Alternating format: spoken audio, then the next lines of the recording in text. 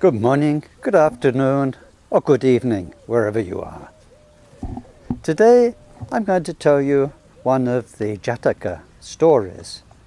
These are stories from the time of the Buddha. Very often they're stories of animals. They're wisdom stories, simple stories from which we can learn so much, especially when we think about them and go deeper into their meaning. There's always something more we can learn. This particular story is that of the four friends, and the drawing of the four friends, an elephant, a monkey, a rabbit, and a bird, is something that you often see in Tibetan monasteries, painted on the wall, or in thangkas, in their paintings.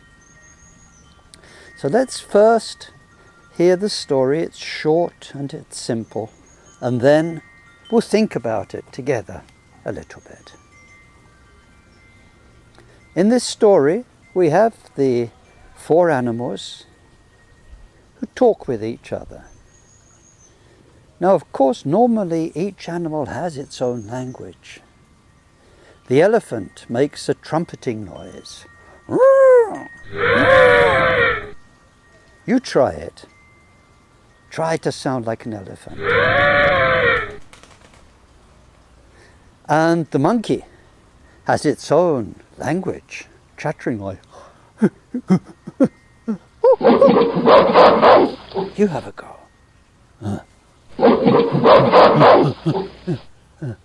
You have to show your bottom teeth. Now the rabbit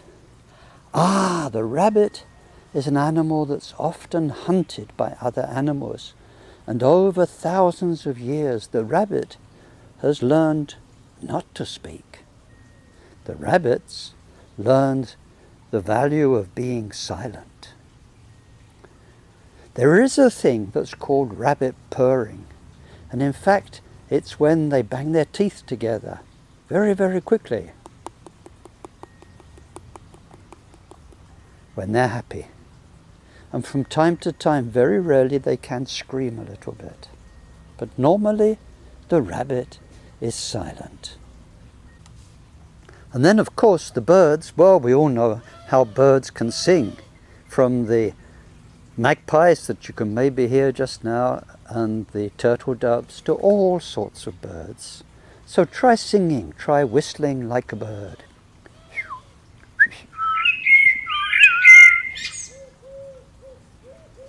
Very good.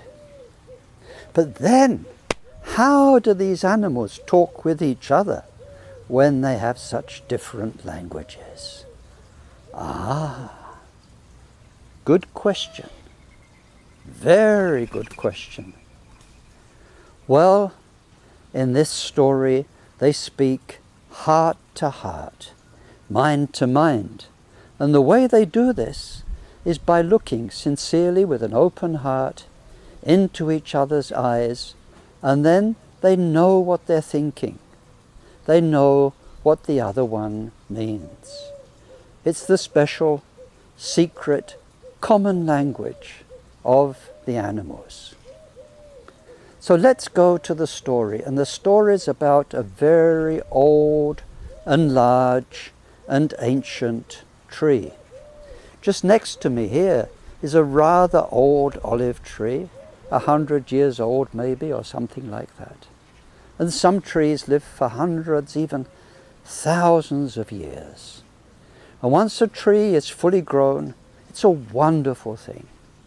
It makes a home for so many animals. And I'm sure many of you know it's what we call an ecosystem.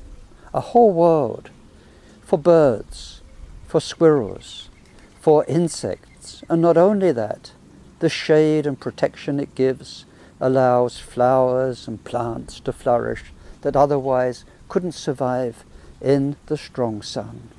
And its leaves give us the oxygen that we breathe. They take the poison out the air, and they make the air pure and something very wonderful that can keep us alive.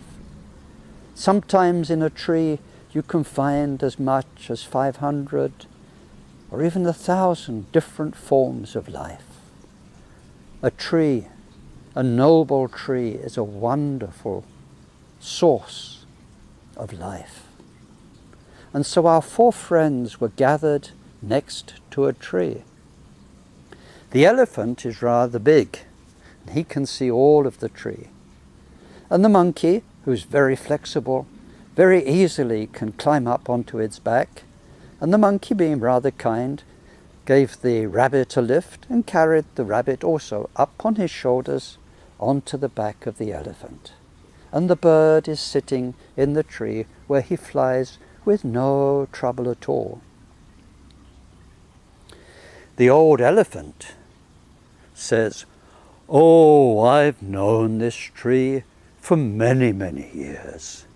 It's always been like this. Oh, for 40, 50, 60 times the seasons have come and gone, summer and winter, and this tree's always been there, just like that."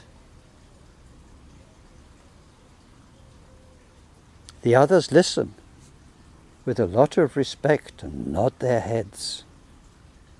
But then the monkey says, "You know, my friend elephant, that's true,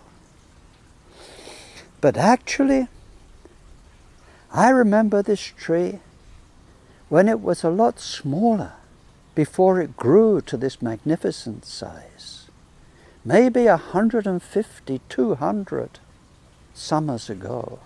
Then it was a much, much smaller tree, not the huge king of trees it is now." And the elephant said, "Really?" And the animals all respectfully nodded their heads.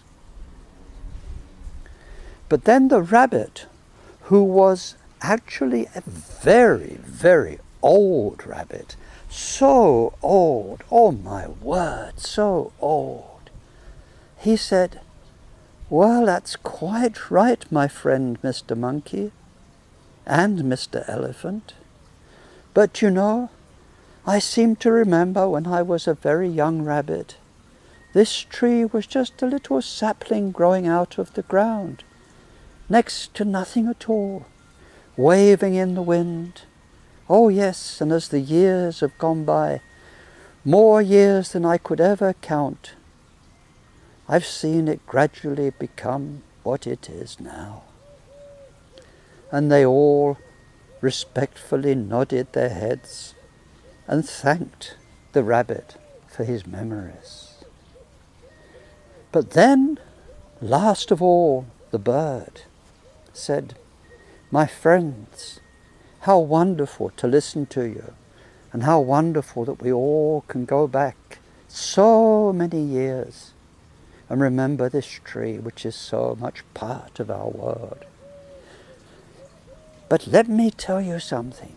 You see, I'm perhaps the oldest of us all, and I remember bringing here in my beak the seed that fell to the ground and afterwards grew into a tiny, tiny shoot, and then the sapling, and then the young tree, and eventually this big tree.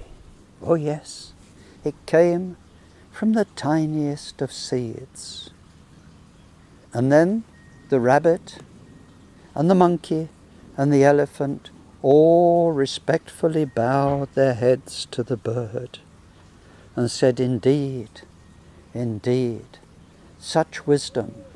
You saw this from the very beginning. You've seen more than all of us. Thank you so much, friend bird." So that's the story about the tree and how it began and how they each had their different memories. The story of the four friends. Now, I'd like you to stop for a while and maybe talk with each other. Tell me, what did you learn from this story? What can we learn from this story? Thank you. I'll see you in a few minutes.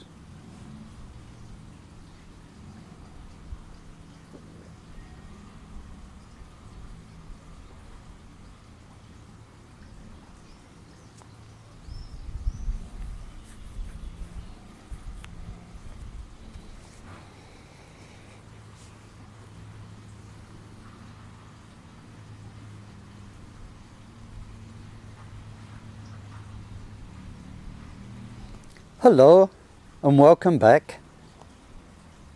Well, I hope you had an interesting discussion.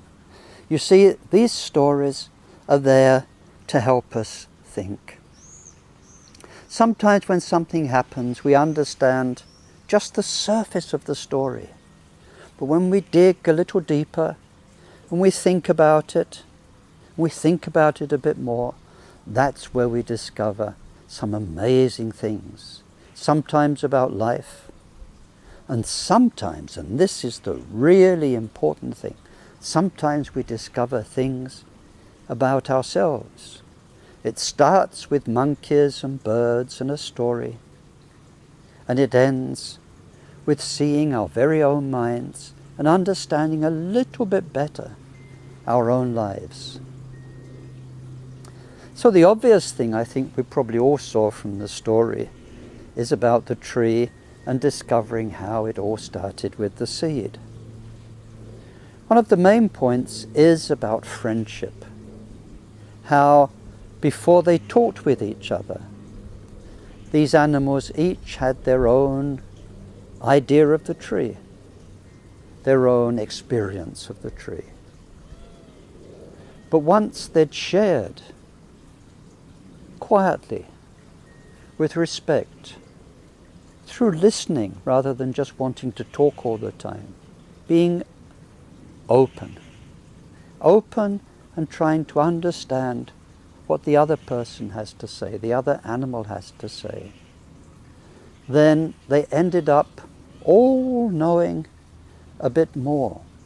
They shared their knowledge and they learned. They helped each other.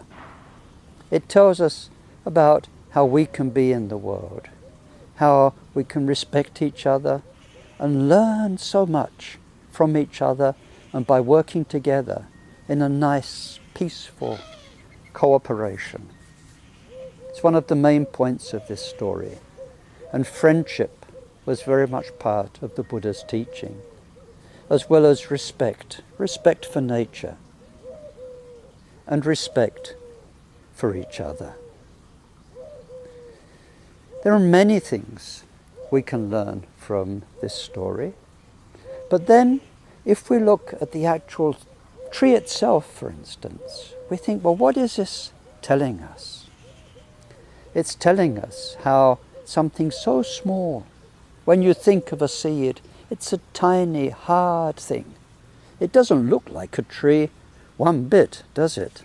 Just think of the seeds that you know, the seeds that you've seen. They're hard. They're sort of round or rugby ball shaped. But one seed, like an acorn, can become such a wonderful and complicated thing as a tree, an oak tree.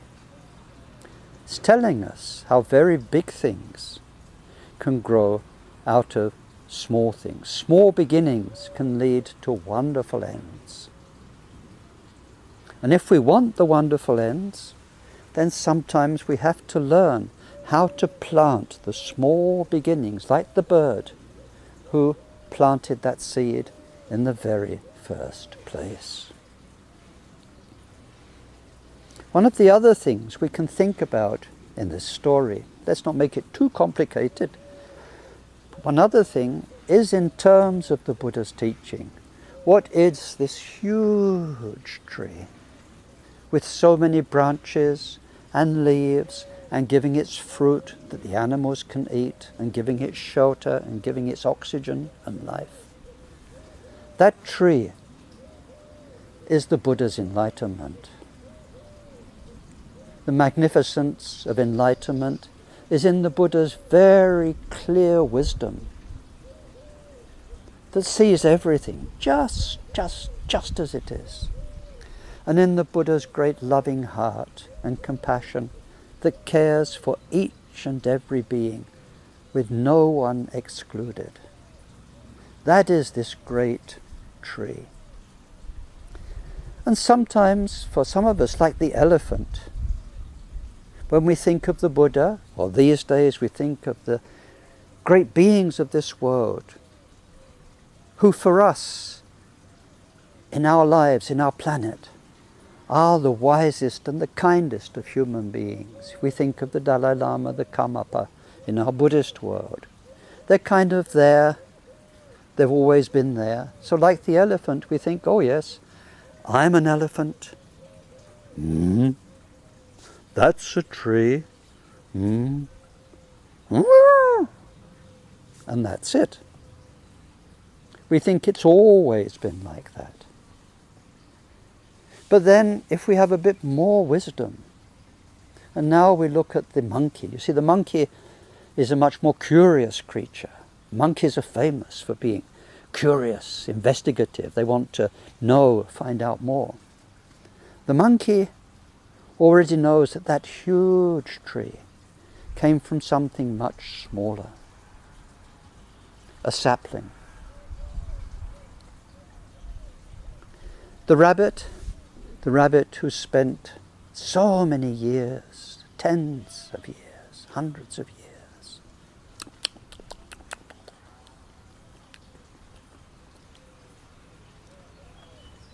chewing away on the grass, has had a lot of time to think.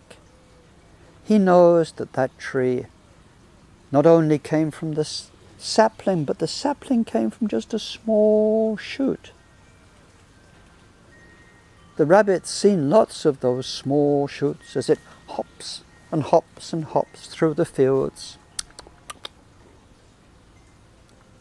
chewing on the flowers and seeing these shoots of trees.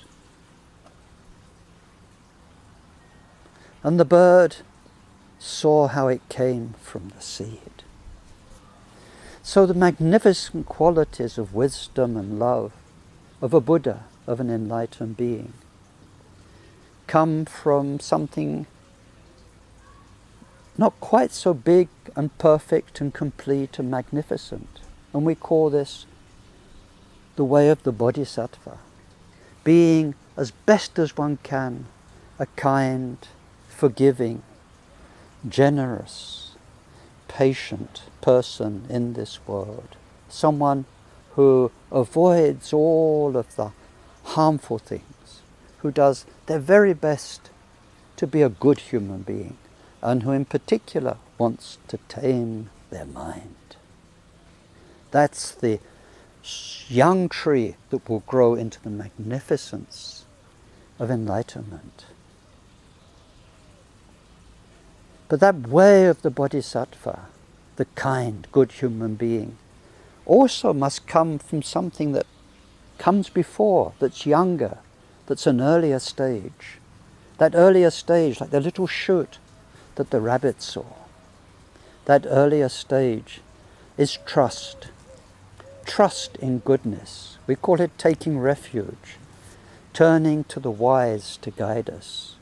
Turning to good values that we follow.